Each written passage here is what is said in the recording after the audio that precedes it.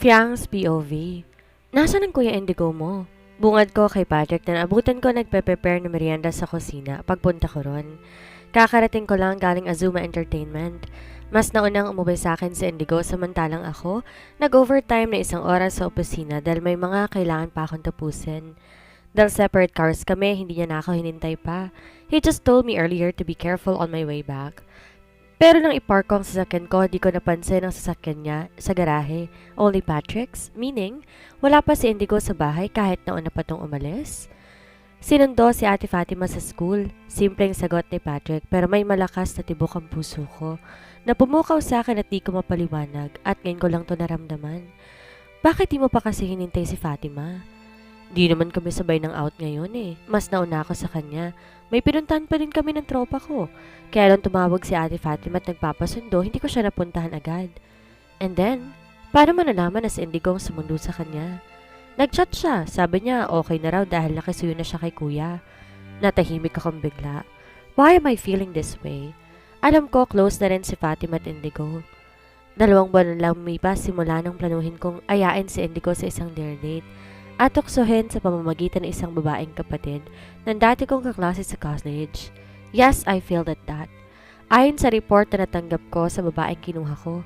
Pero mula ng gabing yun, napansin kong naging close sila Indigo at Fatima.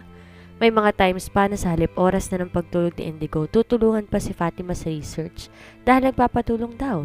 And they would both hang out in the living room. Doon sila mag-aaral. Minsan ko pa silang inabutan doon na magising ako bandang 12:00 ng gabi. Kailangan ko mag-refill ng tubig ng tumbler ko but back then, I felt secure knowing there was nothing inappropriate going on. Besides, I wasn't that invested in Indigo to be suspicious. There were also moments na kapag hindi ko siya hinintay at nauna akong kumain, sila ni Fatima nakikita ko magkasabay and they were chatting like they'd been friends for years. Minsan masyado nalilibang si Indigo sa usapin na ng kapatid ko kaya hindi niya ako napapansin.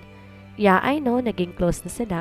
But something about the way Patrick said na sinundo niya si Fatima sa school, it just hits differently. Saglit ako natahimik, pinagmasdan ng ginagawa niyang clubhouse sandwich. Nakaside view siya sa akin. Gawan mo rin ako. Ani ko sabay talikod para tunguhin ang hagdan imbes elevator. Di ko alam kung bakit, pero nakaramdam ako ng pagkabalisa. Kaya paglalakad sa hagdan tila naging bagay na nagpakalma sa akin. Pagpasok ko sa kwarto namin ni Indigo at nang maisara ko ng pinto, unang tumama ang tingin ko sa kamang pinagsasaluhan namin. Di ko maiwasang matigilan. 2 buwan na rin ang lumipas mula na may mangyari. Huli yung sa kusina nung kinagat ko to sa leeg. Tandang-tanda ko pag gaano to kakulit ng gabing iyon. Sa isang hatak lang ni Indigo, hinila ang manipis na tala ng undies ko. Walang pag-aalinlangan, sumugod siya sa akin. Pero imbes na galit o inis ang maramdaman ko, tinangay ako ng di inaasahang kasiyahan na hindi ko makakalimutan. Sa bilis itong gumalaw, mabilis din itong natapos at dali-daling tumakbo sa banyo. Pagbalik nito sa kusina at nung naayos ko ng sarili ko, maging ang damit ko, nakangisi niya pa akong binantaan na. Sa susunod na kagatin mo ko, makakatikim ko ulit ng against the wall. That grin on his face, along with the heat in his eyes, stayed with me. But now, standing here, looking at our bed, I cannot help but feel like there is a distance between us. 2 months. It's been a while at napapaisip ako kung bakit tila di na niya ako kinukulit kapag magkatabi kami sa kama or kung bakit di man lang to nagpapahiwatig na gusto niya ulit. Wait, di ko maiwasang sampalin ang sarili ko para magising. Seriously, don't tell me na miss mo na ang mahilig na yon. Napairap ako bago lumapit sa kama, maingat na pinatong doon ang bag ko. Rose lipstick color na binili ni Indigo a few months ago. Tinutuon niya yung sinabi niyang bibilhan niya ako nung hinagis itong isa kong bag na kung tutuusin di naman talaga nagkasgasan. And again, dahil sa bag naalala ko na naman ang gunggong na yon. Napailing ako sabay baling ng tingin sa bedside table dahil hindi nakalapat ang pagkakasara noon. Humakbang ako papalapit doon para isara ng maayos.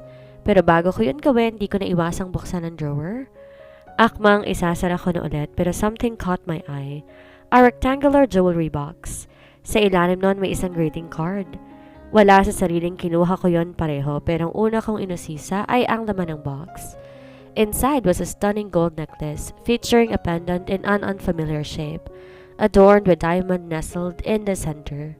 Sunod kong binuksan ang card at nakita ko ron ang handwriting ni Indigo na bumabati ng Happy birthday, Queenie! I miss you so much! Queenie? Sino si Queenie?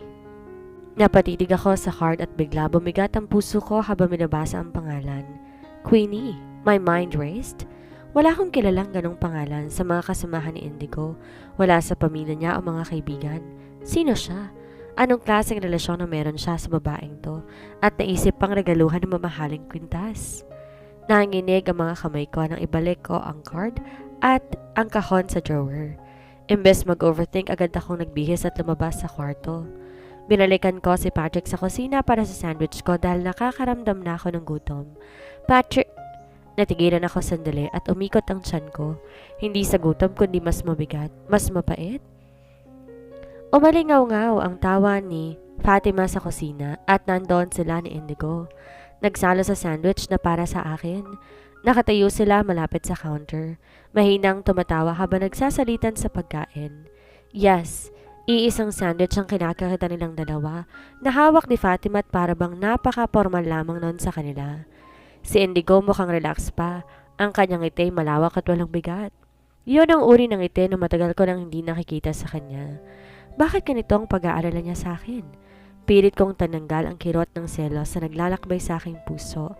Ngunit ang tingin nilang dalawa na magkasama ay nagbabahagi na isang bagay na dapat ay para sa akin. Habang nakatayo ako roon, nang di napapansin ang mga kislap ng pag-aalinlangan, bumalik ang kwintas, ang card at ngayon ito. Pero ganun pa man, pinilit kong gawing normal ang kilos ko before clearing my throat.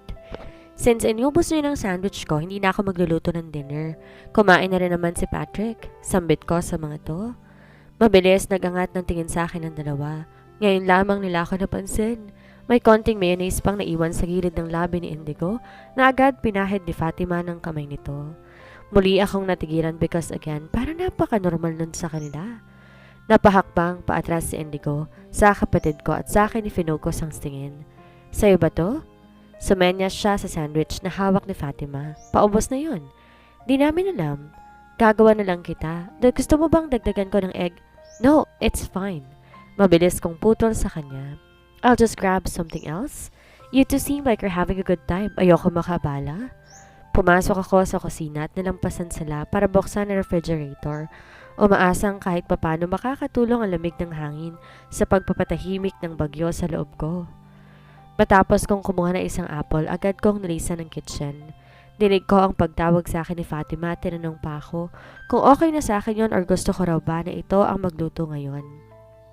Pero hindi na ako kumibo pa. Diretso ako labas ng garden at tumanap ng upuan sa isa sa mga bench. Ang malamig na simoy ng hangin dumampi sa aking balat at ang tahimik na paligid na dama ko ng payapa. Sobrang tahimik, kabaliktaran ng nararamdaman ko. Makalipas na ilang sandali, may pamilyar na yabag akong narinig papalapit sa akin. Di ko na kailangan magtanong pa kung sino yon. Si Indigo. Paglapit ito, nilapag niya sa harap kong isang tray. Naroon sa maliit na platong clubhouse sandwich na may makapal na egg, dahil alam nitong mahilig ako doon. There was also a glass of fresh milk. He sat down across from me and flashed a slight smile na parang walang nangyari at sa totoo lang, gusto kong maalis ang nakakainis ng ngiti sa mukha nito. Di ko maiwasang mapairap. Umalis ka rito, gusto ko mapag-isa. At alin mo na sa iyo yung ginagawa mo, ipakain mo kay Fatima. Okay na sa akin ang apple? Sinulya pa ni Indigo ang mansanas na nasa harapan ko at umiling. He grabbed it at nilipat sa tabi niya. Yung tray na dala nito ang tinulak niya papunta sa harapan ko. Just eat this. If you plan on eating that apple, then you should have bought a peeler. Tinitigan ko to habang gulat. Alam ito, hindi ako kumakain ng mansanas na may balat. Bagay na hindi ko sinabi dito pero hindi ko akalain. Sa higit kalahating taon naming pagkasama na parang aso't pusa, mapapansin niya pati maliit na bagay na yon. Yes, higit kalahating taon na rin at hanggang ngayon hindi ko pa rin to napapasuko. Or maybe sumuko na ito pero sa ibang paraan lang. Dahil nakatitig din siya sa akin. Nag-iwas na ako ng tingin. Nilipat ko ang paningin ko sa clubhouse sandwich na gawa ni Indigo, pero hindi ko nagawang kagatan iyon. Muli, nag-replay sa isip ko ang imahe ni Indigo at ni Fatima sa kusina kanina at nakaramdam ako ng kaba. Sa halip, inabot ko ang baso ng gatas at uminom na bahagya. Nang maibaba ko ang baso, an impulse took over me and I found myself asking, who is Queenie? Sa kabilang banda, hindi ko alam kung ano nga bang ireregalo ko sa kanya, kaya kwintas na lang ang naisip ko.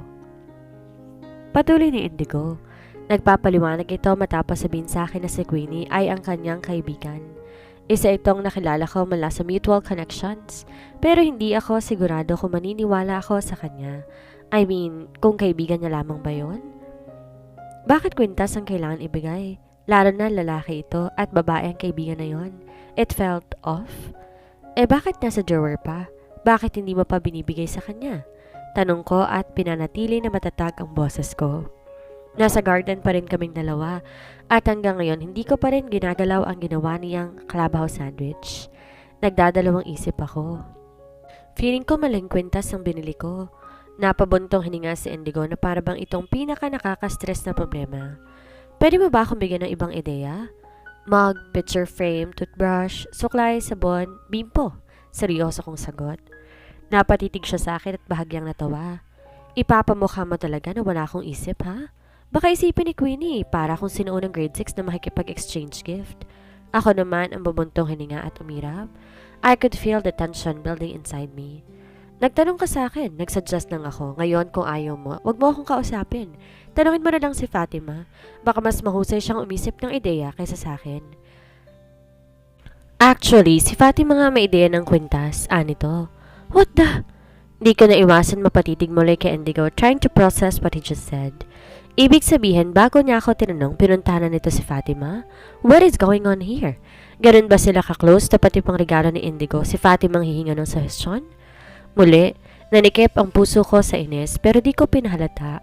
Pinilit pa natilihing matatag ang aking galaw. I didn't want him to see that he'd gotten under my skin. Kung may isang bagay akong natutunan, it's to never give away my emotions too easily. Especially to him, dahil wala akong planong dalhin pa sa kung saan ang relasyon namin. Ni wala akong planong magstay kay Indigo bilang asawa niya. So nanatiling neutral ang mukha ko na para bang hindi ko naalala sa pagbanggit kay Fatima at sa kwintas. Ano? Tanong ko nakataas ang isang kilay nang maabutan ko siyang nakatitig sa labi ko. Anong brand at shade ng lipstick mo? Mukhang okay kung makeup na lang irigalo ko sa kanya. Total mahirigan sa The shade is face out. Hindi mo to makikita kung saan. Ah, ganun ba? How about your perfume? Mabango. Lagi kong hinahanap-hanap. Okay siguro hindi pang regalo. Di ako sumagot. Kaagad umakit ang inis ko. Bakit gusto nitong irigalo sa kanyang babae ang isang bagay na gaya ng sa akin? Wala ba tong sense of boundary? Di man lang ba niya naisip na asawa niya ako and yet humingi siya ng advice anong ireregalo nito sa ibang babae? And worse, gusto nitong bigyan ng barbar niya tulad ng gamit ito. Unbelievable. 1 week later. Hindi pwede sa lugar na to. Itinuro ni Indigo ang kauna-unahang lugar sa listahang hawak nito. Nakatayo ako sa tabi niya habang nakaupo siya sa working chair at nakaharap sa desk. Ayoko dito, masyado na tong liblib. Matarik pa yung mga bangin at dadaanan dito. Litanya nito habang iniiskan ang listahan ng mga lugar na napili kong pagshootingan ng bagong reality television project na i-release ng Azuma Entertainment next year sa pagpasok ng taon. The reality series will feature selected candidates, men and women in their mid-30s to 40s who are either widowed or divorced. Layunin nitong makilala ng mga kandidatong tong isa't isa. Posibleng mahanap ang the one sa iba pang kalahok. Naikuyom ko ang panga at sinusubukan itagong frustration habang pinagmamasdan si Indigo na i-cross out ay isa pa sa mga suggestions ko. Ang nakakainis pa, hinindian na nga nitong lugar kayong hindi pa niya to nabibisita. What was the point of asking for my input if he wasn't going to bother checking out the places I picked and instead just cross them out? Okay, ikaw na bahala. Ani ako rito sabay habang pabalik sa desk ko. Natahimik si Indigo at ramdam ko sinundan niya ako ng tingin. Nang makaupo ako sa upuan, kunot na utong nagtanong, "That's it? Di mo man lang ako bibigyan ng rason kung bakit itong mga nilagay mo sa listahan? Bakit pa ako magbibigay ng rason kung ipipilit mo naman din yung sayo? Tingnan mo nga yung ginawa mo, ang dami mong nilagyan ng X, samantalang di mo pa nga nabibisita yung lugar." That's the point, Piang. Sinadya ko lagyan ng X sa mga lugar na alam ko na pinakagusto mo dahil gusto kong marinig ang boses mo. Gusto ko bungangaan mo ko at sabihin bakit ang napili mo. Gusto ko awayin mo ko at makipagpilitan ka sa akin sa choice mo. I could see desperation in his expression. Mas gugustuhin kong sigawan mo ko, itapon ng mata, tingnan ang masama na lagi mong binibigay kapag naiinis ka kaysa ganito. Tahimik, malayo. Isang linggo mo na akong pinapahirapan, Fiang. I don't know how to deal with this. How to deal with you kapag ganito ka. Hindi ako sanay na hindi mo ako iniirapan. Kaya nitong nakaraan kapag tinitingnan mo ako ng normal, believe lang, inuupos ako nito. Mahabang paliwanag ni Indigo. Gusto ko siyang sagutin, isigaw lahat ng rason kung bakit ako naging tahimik. But at the same time, the vulnerability in his voice made me hesitate. Did he really care that much? Dahil ba kay Queenie? Dahil gusto ko siyang regaluhan ng tulad ng lipstick at pabango mo? You know what, Indigo? Wala akong pake sa Queenie mo. Kahit bilhin mo pa siya ng lingerie na tulad ng sakin. Wala kang pakialam? Talaga ba? Kung ganun, bakit ayaw mo sabihin yung brand ng lipstick at ng pabango mo? Balik tanong nito sa akin. Because it's customized and made just for me. If you want to buy her lipstick and perfume, then get something customized for her too. Huwag mong ibigay sa kanya ang bagay na dapat ay para sa akin lang. Sa inis ko, napatayo ko sa upuan na nagmarcha palabas sa opisina namin.